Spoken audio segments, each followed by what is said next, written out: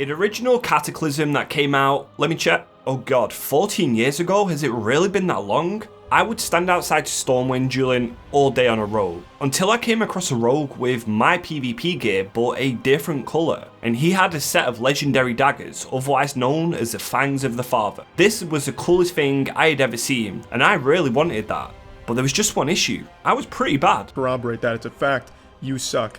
In fact, I was really bad. I used to socket my gear with stamina gems, which was a no-no in PvP because I thought if I had more stamina, that would give me more health, it means I would win fights. In order to even get the legendary daggers, you had to raid Dragon Soul, but all I could ever do was looking for raid, so with no way to obtain these daggers or that beautiful armor set, I never got it, or even had a chance to. Until today. With Cataclysm Classic, I'd played a Warlock already from 0 to Hero, and I managed to learn a little bit of PvP on my warrior and grab some elite sets too. With the last patch now being out, why couldn't I try and obtain what I couldn't get all them years ago? I set off to complete a challenge, to level a rogue from 1 to 85, obtain 2200 rating in arena to buy that elite gear, and complete Dragon Soul one way or another to obtain them legendary daggers. And with oppressive play, it begins. We're going to be a rogue, so our class is already chosen for us. However, race plays a big factor in PvP due to racial abilities. Humans get the best by far in every man or woman for himself or herself, acting as a PvP trinket that removes all form of crowd control from your character. This means every other race can only equip one trinket with the medallion, while humans can have any 2 trinkets they wish. It's exceptionally strong, and that locks in our race being human too.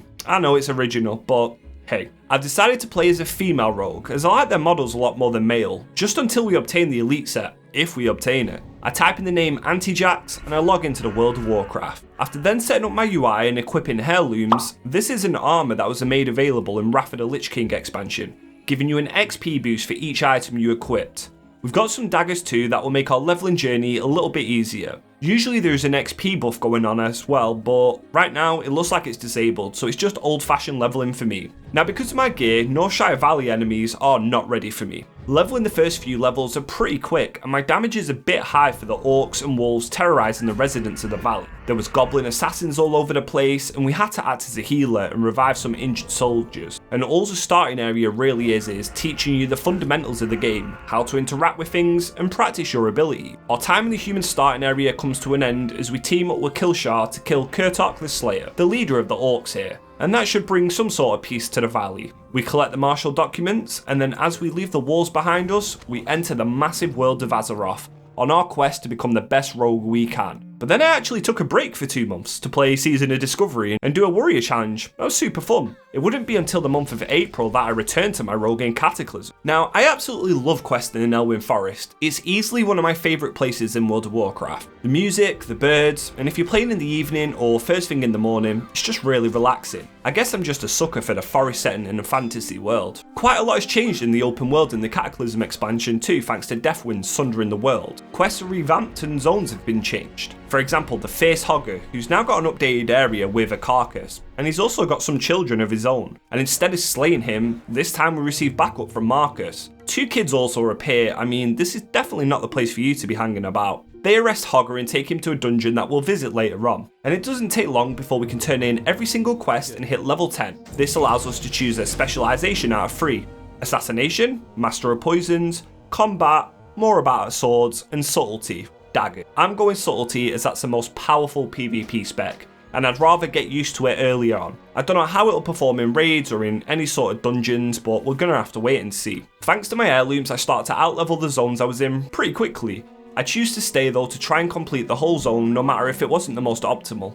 And after uniting 2 lovers by giving them invisibility potions so they can be together, we complete the zone of Elwyn Forest, at around level 13 too. The whole aim is to get to level 15, and that's when dungeons open up to us. As I then enter the much brighter and drier land of Westfall, I come across a sad sight. Some poor farmers have been murdered, and old Blanky the horse has been squished. Poor Blanky, hope you're at peace now. We spend some time then questing in Westfall, obtaining clues from the homeless that live here as to what happened. We then slaughter a whole village of Murlocs who are peacefully living by the sea too. But then again, they are Murlocs, they do deserve it. What's nice to see is there's still new players joining all versions of WoW, or at least people that don't know the game inside and out. as a rogue messages me politely asking me about a quest that he seems to be stuck on. Now I know this quest from experience, so I invite him to a party and we head deep into the cave. We kill the kobolds as we progress through and we complete off some quests. And of course I've got my trusty chicken pet to watch my back. I then tell him to press the box in his bags, as it's as simple as that. We both turn into a definitely not suspicious crate that happens to be in the middle of the path, but hey ho. I then spent a bit of time giving him some advice as he was asking me about the different rogue specs, while I was removing the local thugs from the area. Then I hear an ear-piercing screech as somebody's just been shot. There's loads of witnesses, but nobody saw a thing. This lieutenant needs firing. I'm sorry, he's not up to the job. Anyhow, after slaying a coyote, we hit level 15, unlocking a feature that I'm probably just going to use a lot if I'm being really honest with you, and that's a dungeon finder. Mr. Pandaria Classic had already been announced, and it has a release schedule of on or before the 31st of August, so our time frame wasn't looking too great. To add on to that, we've also got a pre-patch that we need to do, so I really didn't have much time, and the unknown made this even scarier, but I was ready to try and give it my best shot. With dungeons now being unlocked, our best way to level is to queue them as much as I can. Thanks to some help from a druid tank called A&X who queued with me over and over, giving me pretty much instant queues, I managed to hit level 20 fairly quickly, even though I did Wailing Caverns more times than I can count as always. Why level 20 is a nice milestone is because in Cataclysm this is when your first mount becomes available to ride, giving you a 60% increase in speed for a couple of gold coins and some silver. You can then purchase apprentice riding. Mounts are also account wide in Cataclysm, so I can ride around on my rare Romani Warbear. Well, I'm not sure how rare it is in the classic version, but it's always been one of my favourite mounts. I spend a bit of time being lost in the capital and I had to ask a max level rogue to show me where I can buy poisons because I actually had no idea. And people are always willing to help out, so it's still nice to see. Then it was just dungeon, queuing in between questing. We eventually had to take a break into the stockades to deal with Hogger. This guy just doesn't know when to quit, and we had to put him down once and for all. My damage felt a bit crap lately, but I guess it's just while I wait for the subtlety spec to open up a lot more. I also wanted to purchase something called glyphs for my character. These are made by an inscriber and can really change the way your class feels and plays. While running to do this, I encounter the rogue that I aspire to be. Full elite set with legendary daggers.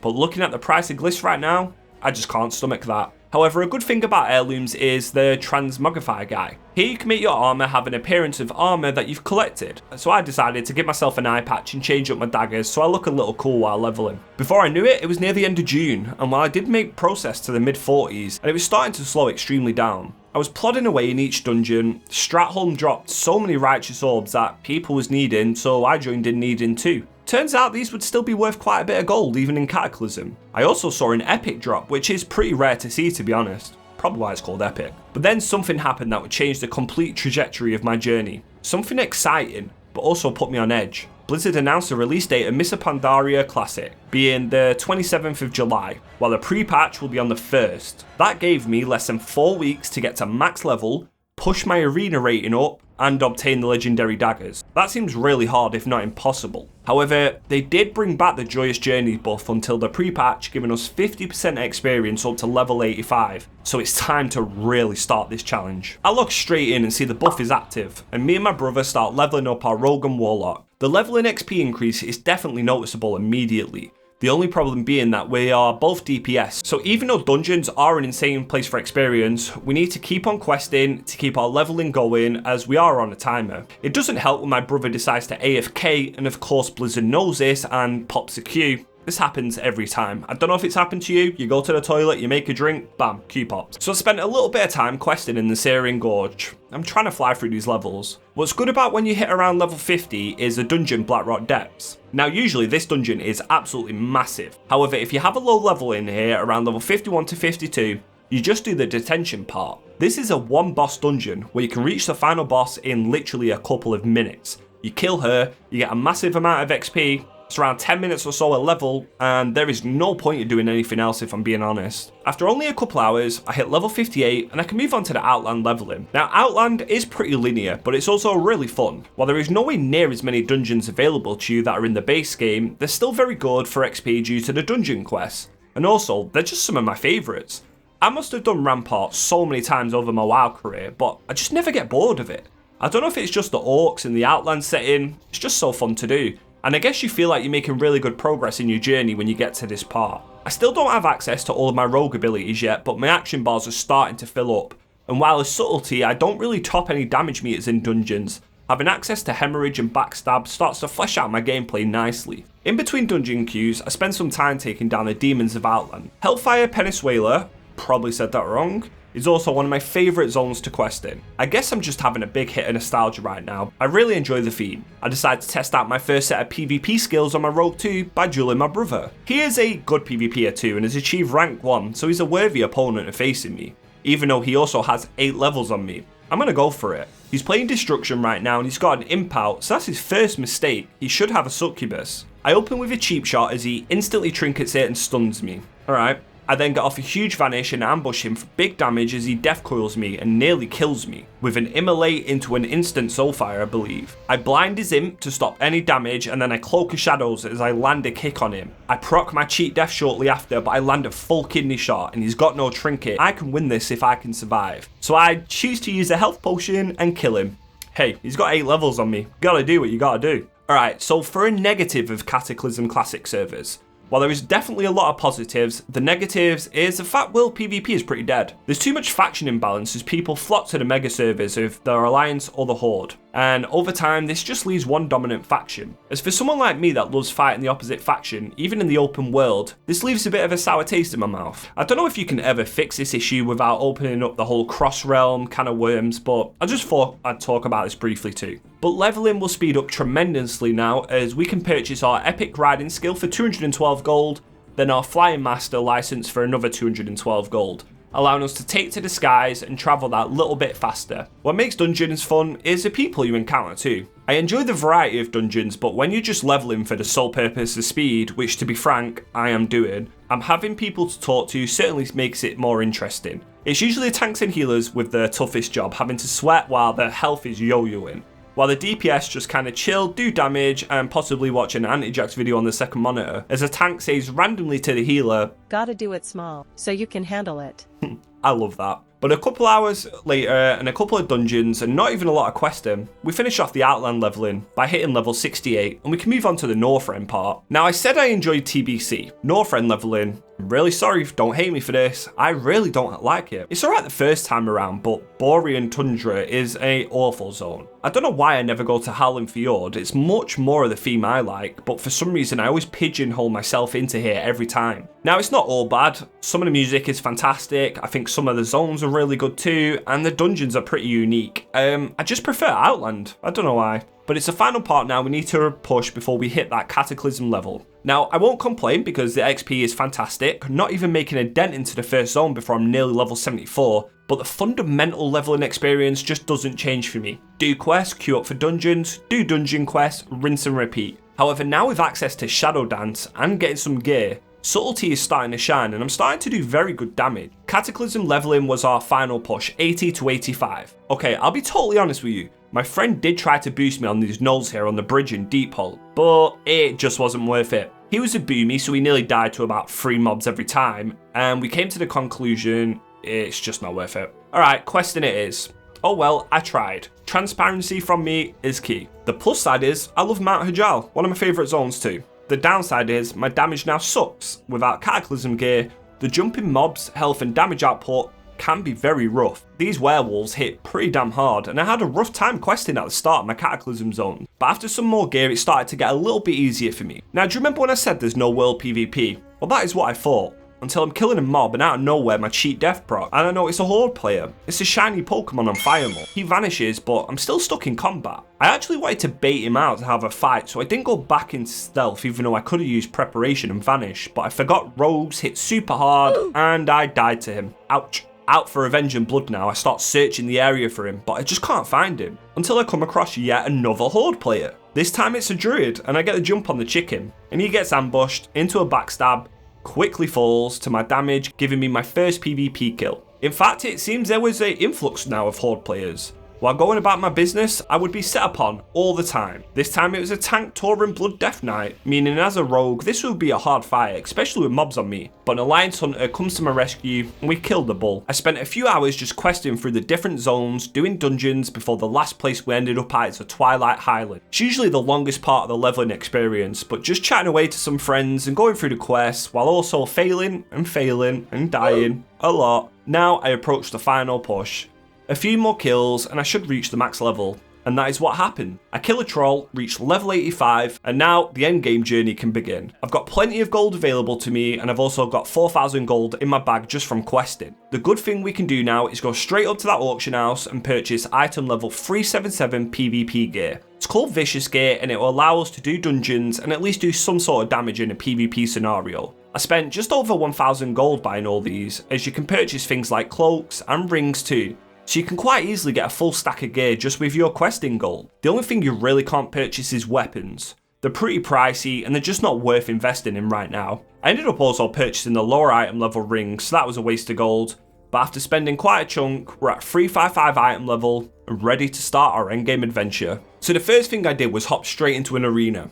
While I definitely needed to raid, the conquest gear I can get will be very powerful at 403 item level. The downside is my damage is awful, so I'm relying on my friend's damage to carry me through. This is also very good practice for me to practice my rotation in PvP, how to survive, but one thing I need to start practicing is my setups, as to be honest, we do manage to win quite a few games at a low rating. Another feature they introduced in Cataclysm is reforging, where you can reforge stats into another stat. You also need a thing called hit cap, and I don't have that. I can pay a little bit of gold and swap most of my stats into hit. One of the next things I do is start that legendary quest line. I'm on a really strict timer and I can't afford to miss one thing. Now while the daggers can be got at any point unlike the PvP gear, I'd really like to get them when they are current, as finding raids to do this will be much harder in Mr. Pandaria. I also completely forgot where the Dragon Soul raid was. It's been that long since I did it. When we enter, I can get a quest called Proving Your Worth, where my job is to pickpocket a ring, but we'll come back to this later. So all that's left for me to do now is spam out 2v2 arenas and farm conquest points. You get 250 points for a win and you get 75 for a loss. With the maximum I really need to spend on a gear is 2,200.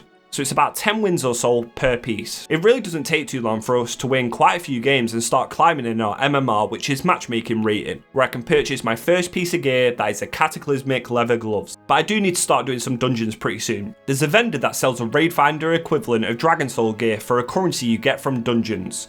I only really need one item, at least for now, and that is a Vial of Shadows. It costs 45 in total. So that's what I ended up swapping to do for now. These dungeons give you a buff that increases your damage or healing depending on which you choose. Mine gives me incredible haste if I don't take damage. My gear is pretty ass, so I can't be top damage here, but if you look at how much our Moonkin and tank does, it's incredible. In these dungeons, bosses have extra slimes that spawn that go into the boss, and you're supposed to kill one of them. But they're not too difficult, or so it seems, until we get to a boss called the Echo of Sylvanas. Now I haven't done this dungeon in 14 years. I vaguely remember how it goes, but with the added health of the bosses, the slimes that spawn too, our group's poor gear, and me not taking the damage buff, we encounter an issue.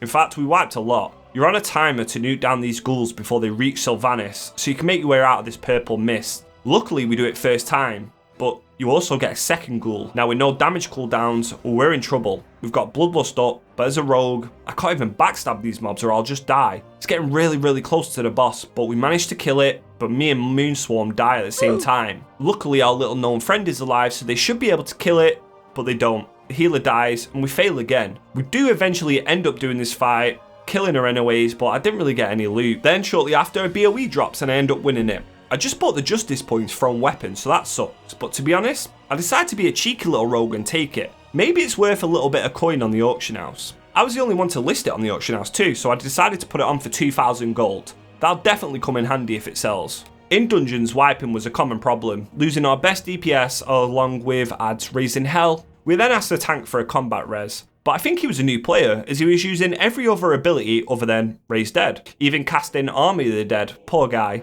But he has gear, so I don't know what's going on. After clearing this dungeon, I now have enough shards to purchase a trinket that, unless I get the heroic version of, probably won't replace a whole expansion. Vial of Shadows. Replacing the green one and putting my item level to 375. This trinket is really good because of its effect, adding a lot of damage to your burst in PvP situations. But now it's time to get a bloody dagger upgrade and start our quest chain and take this seriously. In order to not use a raid lockout, I found a person who allowed me to enter their raid while it was going on. But not for free. I have to pay the leader 2,000 gold, which is still a lot of money, I guess. Then I enter the raid. I've got 60 seconds to do this or I get saved, and that is me screwed for a week. So I take the portal and I head to the boss Hagara. I then put pickpocket on my action bars because I didn't do it first. Then I pickpocket her and I get the Cryptomancer's decoder ring. I then have to halfstone out of here and boom, done. We then turn in the quest and we get another one called a hidden message, where we must decipher the ring that we stole. The Ethereals in Stormwind understand how to do this, and it's now lucky I've got some gold on my account, otherwise I'd be screwed. In order to decipher this ring, they want 10,000 gold.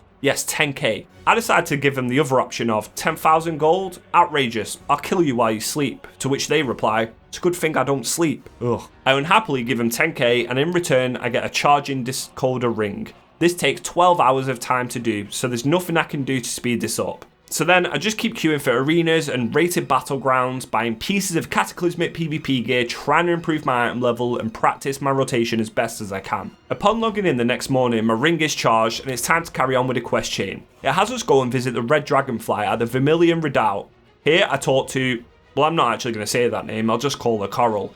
After decrypting the ring, we found out about a black dragon egg that's in Ravenholdt Manor. The red dragons want me to go and get it back. After flying on a dragon across the world and getting some background story into this, they tell me they need my skills. Hey, I'm still a noob rogue, I'm not sure how much help I'll be. After this, it's a search and rescue mission. We've got to stay stealthed and infiltrate the manor. We end up using all of our rogue abilities by sapping NPCs and working my way around to the back of the house. We then use a rope to climb up the wall, and this was a really cool thing, I must admit. Then we also break in through a window. Proper rogue style. The only place to be keeping an egg is the basement. So I head down there and I notice it's already open. Before we are met with a cutscene. And here is where we meet Ravenholdt for the first time. Deathwing's son. He tells us he's pretty surprised with how we managed to sneak in. Then they find the dragon that I snuck in with. Before they decide not to kill him, Ravenholdt says to break his leg. Then I hear this.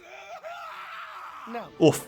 Ravenholdt means business. So what he wants us to do is go and assassinate his enemies. To start with, we've got to head to the city of Gilneas, where it's overrun with werewolves or worgen, where we have to find a dragon named Creed. Now, breaking into Ravenholdt was fun. Breaking into Gilneas is a whole different story.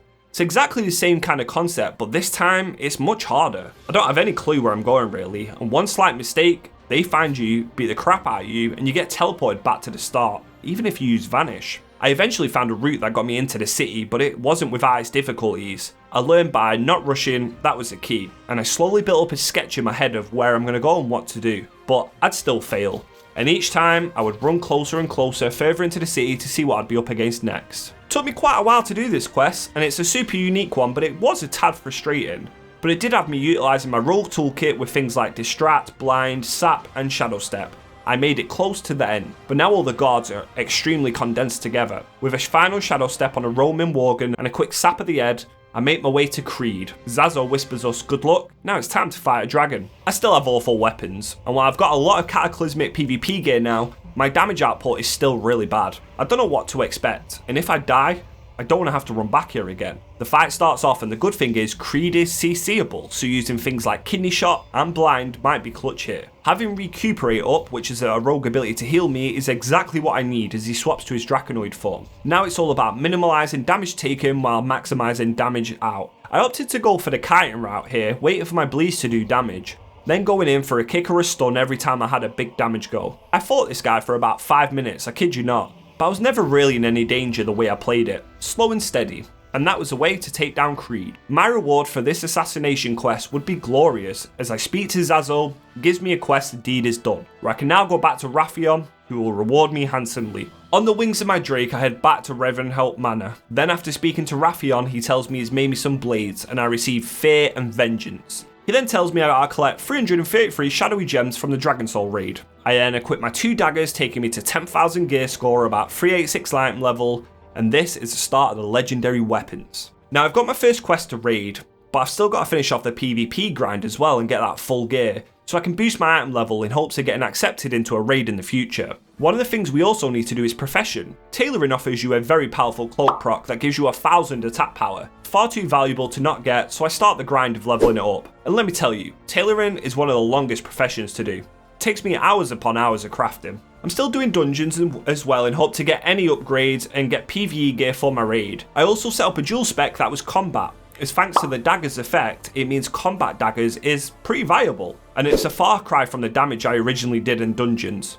I was starting to pull my weight and my rogue was getting more and more fun to play, but my brother decided he thought he would do a skip on his own or something, pulls a whole dungeon and we all die. Not your brightest moment there. I honestly love doing these dungeons. It's always fun and always entertaining, especially when you get Grim Batol. Even my friends mess this up. Watch this. Oh, it's coming. I should have swapped, but I was killing the blobs. Just gotta move instead of DPSing. Nope, dead. He then blames us and says, why is everyone dead? Guys, DPS it. Bro. I was rooted. In fact, I don't even think it roots you at all, because our tank then gets it and runs straight into their group, not rooted, blows everyone up. Lovely stuff, and it's a typical run for me. We then kill the last boss fine, and my brother gets a nice upgrade, and I get some Raid Finder gloves, and I was having a great time just playing Cataclysm. Now, regardless of how much gear I've got, PvP and PvE gear wise, it's just not enough to get me into a Dragon Soul Heroic, where the most amount of materials drop. And with this time schedule, I decided to reach out to an old friend and a guild leader, Pi from Laserbeam and Focus. I saw they didn't have any rogues signed up for the raid, so I sent a Discord message and shooted my shot,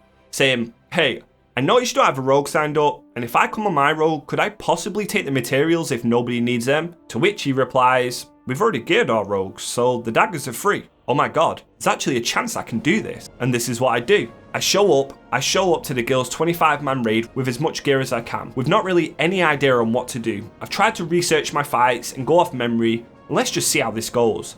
I've now managed to get 397 item level. I am fully epic thanks to the PvP gear that's got 403 item level, but my gear could have been better. Our first block is Morchok, a giant crystal creature. His HP seems to melt really fast at the start. I'm shocked by people's damage, but as he split he does a stomp ability, and well, we all die very, very quick. It's not a good start, but oh well. Second pull, things seem to be going perfect. Everybody's alive, is at around 20% or so. Then all of a sudden our tank either dies, and that leads to an extreme chain reaction. We get the tanks up, but damage has already been done, and nearly all of us die. There's only 700k left on the boss with the Shaman alive, but he falls, and it's another wipe. Third pull, we sort out our stuff and go again. We salt the stomps and range kill the crystals. I must say, my damage at the moment was pretty ass. I was trying to play combat and I really didn't know what to do, but it's to be expected. Everything I've done so far since hitting 85 was done in one day. And then we kill our first boss of the raid. The second boss is Your Sarge, the Unsleeping. Apologise for any mispronunciations here. This boss has way more HP, but his HP seems to be melting as well. Melee can kind of just sit here and constantly attack the boss, really not paying attention to any mechanics for us. There is the big blobs that you got in the dungeons earlier, but range focus them down. Occasionally you do need to help out on a globule, but that is literally about it. Burn the boss down, kill the blobs, collect your loot. So the clusters that I've been receiving from bosses drop anywhere between 6 to 7 gems per one, and I need a total of 333. Maths is not my strong point, but with 8 or so bosses, it should be doable in just one run, if I'm lucky. Third boss in this raid is Warlord Zanaz, and is classed as the hardest boss in here or one of them. There's a big giant ball that you gotta bounce between two groups, and if you mess it up, it can quickly wipe your raid. On top of that mechanic, he will summon eyes around the room, and they do a lot of damage as well, so they gotta be killed quite quickly, as well as big tentacles. Then you just go back to the boss. The boss ends up taking more damage once you bounce the balls a certain amount of time. As melee, we stand in one spot mainly, and we let the orb just keep coming in and out before the boss decides to charge to the middle of the room. Then we pop heroism and kill him, with nothing to talk about loot wise. Fourth is the boss we pickpocketed earlier, Hagara. There's a few mechanics for this orc. One of them we can completely negate by using the rogue ability Smoke Bomb. This means we don't take any damage from ice lances, and you can just see how quickly her HP is going down. After this, we get to go to a spot that's designated for each group around the room, and we shock the boss. Then we pop Bloodlust and go to town on her. After this, I use my Smoke Bomb and we just nuke and nuke and nuke. She puts some people in ice tombs during this that you gotta break them out, but there's only one more phase left to do now. We have to kill things called frozen binding crystals while dodging the falling ice around the room. She shoots out these kind of frozen spikes and we've got to go into a water bubble to just dodge them while we kill the crystals. And that is Hagara the Stormbinder dealt with. Really fast and easily, honestly. Coming up fifth is one of my favourite boss fights in WoW, Ultraxion. I sort of remember what to do here, but I also don't. They do explain it to me, and yeah, now I sort of remember. You gotta press this big button in the middle of your screen or you die, and you potentially wipe your raid. No pressure. When you're fighting Ultraxian, a massive purple dragon atop of the temple, it's just really cool and it makes you feel so small in comparison. We pop Heroism and we begin the fight. It's a tank and spank fight sorta with just two mechanics. One of them is when he casts Hour of Twilight, and some people have got to stay out while the rest click the button. And then the other is you get a debuff on you that you've got to press the button, and I completely fail at, even though I was reminded hundreds of times. I was just so focused on the big button in the middle that I forgot about that. Now, if somebody doesn't stay out, he will cast Twilight Eruption and insta-kill your whole raid. Next pull, we smash it, easily doing mechanics, and only one person dies this time, as we bring down Ultraxian in a smooth kill, leaving us with just 3 bosses left. I also forgot to point out I received an item, the Heroic Tier Legs, as nobody needed it. These are also my best in slot for PvP, so an absolute massive win getting these. We've now got nearly 200 gems too, but the cutscene plays out as Thrall does a Kamehameha onto Deathwing, hurting him.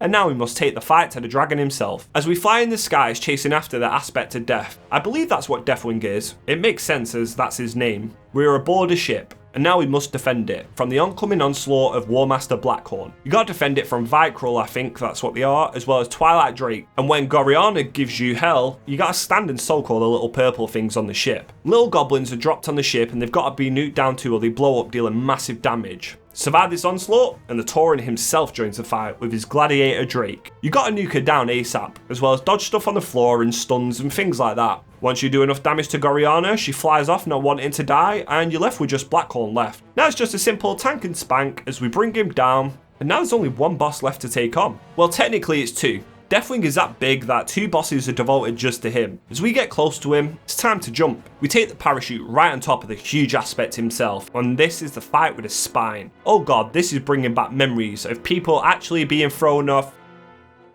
Yeah, okay, well that happened. We messed up. Next pull was smooth. It's actually a lot easier than I remembered. There's a lot of stuff going on visually, but you kind of always stay in the middle of the spine. You kill corrupted bloods one by one, and you've got this big ad, a Hidis Amalg it's called. You need to get it low as he will absorb all the bloods on the floor that are dead. Once he reaches 9 stacks, he'll do something called a nuclear explosion that rips Deathwing's armor from his flesh, and you've got a limited amount of time to do as much damage as you can to his tendons before he seals off his armor again, and you gotta try again. But we keep going and we kill the armor breach as it's not fully repaired itself, and we've got enough damage to trigger that final cutscene where Thrall once again gets a credit for blasting Deathwing out of the sky even though we were just literally on the dragon's back. We fall down onto a pillar and there's a big swirly vortex of red death in the middle. Thrall is here to congratulate everyone and we've saved Azeroth. I open all my clusters and this puts us at 312 out of 333 gems, so we're very close to finishing. I wish I could tell you about the final boss fight. I was having graphics card issues on all versions of WoW, and it happened on the last boss in Season of Discovery too. And on Deathwing, my PC died on me, I had to restart it. But this didn't let me back into the raid, it teleported me to the graveyard outside, and does this mean now I can't loot Deathwing? I was so close to finishing this part of the quest too. All I could do was stand and wait. The guild kill him first try and the achievement pops up for everyone that doesn't have it. I didn't get it. It's not a good sign. I then enter the raid and I see Deathwing dying. A fragment is on the ground. Can I get the final fragments or will it not allow me? Luckily for me, it does. I receive 8 gem clusters, meaning I can get the total of 333, complete in the next part of this quest chain. And this leaves me with 4 gem clusters remaining. This will be important for the next part, but thanks to the guild for taking my fresh 85 rogue through the experience, and even though I didn't kill Deathwing, I was still over the moon. With the clusters clutch quest done, tongue twister, I return to Wrathion, who after giving him 333 gems tells me they've got a location for another target that I gotta deal with, and it's right by Karazhan. So that's where our legendary questline takes us next. This quest is just like the first one, except now we have more NPCs and more things to deal with. I make my way to the final corridor of a room, but this is where things get a little bit tricky. There's little white elementals roaming around and I'm pretty sure they're going to detect me. I can also see these arcane storage units in green too, so I'm guessing they are what I need to use. By patiently waiting and sapping while I'm using my distract ability, I can activate these and it looks like they do kill anybody in the area. I'm making this look pretty simple, but truth be told I mess this up so much. Like now, instead of pressing distract, I randomly fan a knives, giving me an agonizing return to the finish line. But the next time I do this, I don't press my fan of knives and I sprint my way to our next target, Nalise. Now like Creed before her, she's a 1v1 where I've got to utilise my whole rogue toolkit once again. She casts something called Arcane Destruction where I must activate pillars or I'll die. I'm doing more and more damage as I'm getting more and more gear, but you still have to use things like expose armor and be sensible as she can do decent damage to you. It's another boss fight of me taking it slow and steady as she does get me pretty low at some points and I gotta sprint away and use recuperate a lot. But with a final shadow dance, I bring her down and that's target number 2 dealt with and a black dragon defeated. Now we head back to Wrathion to turn in Victory of the Depths. My reward this time, instead of my 397 daggers, is a massive upgrade to 406, giving us powerful weapons and the second stage in the questline. He now gives us a quest, Sharpening Your Fang, where we must go back to Dragon Soul and collect 60 of them clusters.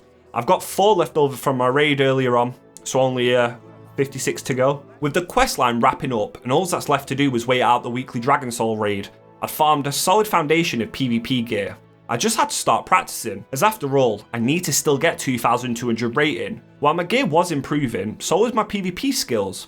I was playing Rogue Holy Paladin in 2v2 a lot as my main composition. Now Priest and Rogue go together much better, but we were making it work. Started to do cool stuff like pre-cloak as stun, and I understood when abilities would come in and when to use my abilities. After many 2v2 games, I bought a full set of PvP gear, and I had a raid finder version of Vile of Shadows, my heroic tier legs I got from Dragon Soul. Now all that's left to do arena wise was practice. And practice is what I did. I played 3v3 arena where we would lose but also win quite a bit, and it gave me a real insight into rogues playing at around 2000 MMR, so not far off that 2200, but it's still quite a big jump. One composition I hated fighting was mage and priests. Fire mages and priests have infinite CC. Double fears, mind controls, polymorphs, dragon breaths, impact stun, roots, on top of a speed boost if you finally hit them. Yeah, it felt really hard for me to play into, but we would never give up, often crossing stuns on both targets and waiting for someone to mess up.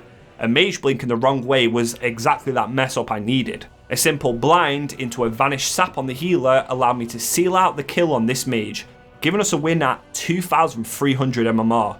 So now I'm above the requirements. We just need to keep on winning and winning, and I can get there. I was getting better and better at Rogue, but still, just wasn't good enough sometimes. And while we was climbing, with warriors with Gerfalat destroying my soul, I was getting very close to 2200 rating. After many matches, we'd play 2v2, I was 2188 rating. One win off that elite gear. But we were struggling with some matchup. Rogue Rare is a deadly comp, and we'd often lose to these two, taking that one win down to 2 wins. 30-minute games was also something that would happen, into a Warlock and Resto Shaman. We would have to try and figure out what to do into people on the fly, and try and improvise.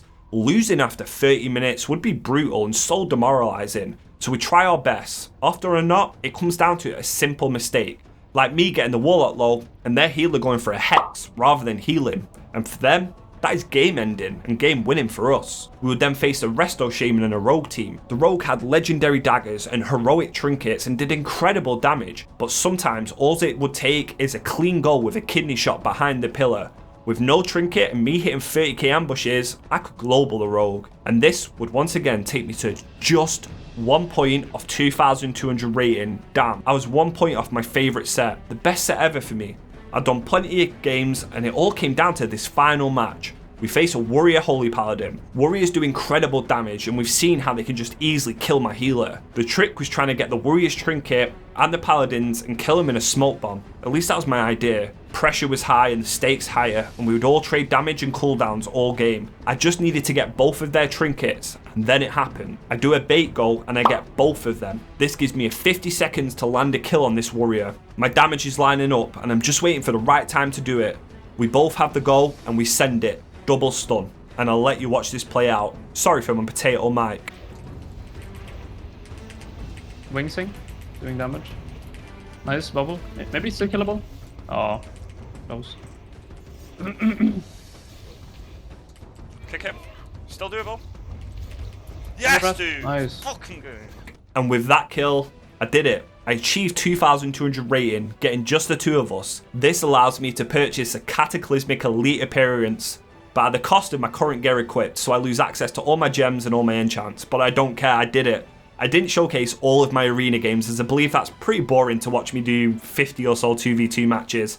But in total, it took me 85 wins. I had 68 losses, but quite a few of them losses was from the start, so we actually did really well, better than I was expecting, and I'm really happy about that. And this is how I looked when I got my elite gear. 403 item level, Just full conquest along with a trinket I farmed in the dungeons. And then we had the 406 daggers from the legendary dagger questline. In fact, there was only one thing left for me to do now, and time was running out. There was nothing else I could do except wait to raid. With the elite set acquired, I swapped over to a human male now embracing the armor set, and I went 10-man raiding with the guild as they didn't run any 25s for a while. Then I had my first showdown with Deathwing, but it was only on normal though, so it was a very lackluster fight. After a full clear, I only had 38 clusters, meaning I'd have to wait another week before trying to finish the quest. But I did see Reigns of the Blazing Drake drop, so that's pretty cool. I lost it, but still cool to see. A week later goes by and it's time to raid again. I saw my first ever Heroic Vial of Shadows, an incredible trinket because I've been using the lower version. Only a few people actually need this as it's more of an alt run I've been invited to now, and I lose it by 1. Yeah, 1. That's stung, but we keep on moving. Then Hagara decides to kill everyone in our raid as I sit and await my fate, but I survive. I guess I'm just too strong for her. I've been collecting the spare heroic tier pieces that are going to, building a nice set of PvE gear. I probably will use it for questing and more raids with these guys as my damage is starting to get significantly better. I then received the last few fragments for my quest and that takes us to the last part. We one-shot the spine, we one-phased nearly all of the plates on his back, making it a very short and quick fight. As so far, I ain't even killed Deathwing on Heroic at all. The final part of this legendary questline and the final target that Wrathion wants me to assassinate is his father himself, Deathwing. With a quest called Patricide, I must obtain a fragment of his jaw. Doing so, I will receive Golad, Twilight of the Aspects, and Tiriosh, Nightmare of the Ages, the legendary daggers. This was it. I needed to kill him today, and I wanted to do it on Heroic. We had a few wipes, and this was a very special wipe from me. When you get Corrupted Parasite, you gotta move away from your raid. I didn't know that if you press Cloak of Shadow, it detonates anyway, so watch my raid.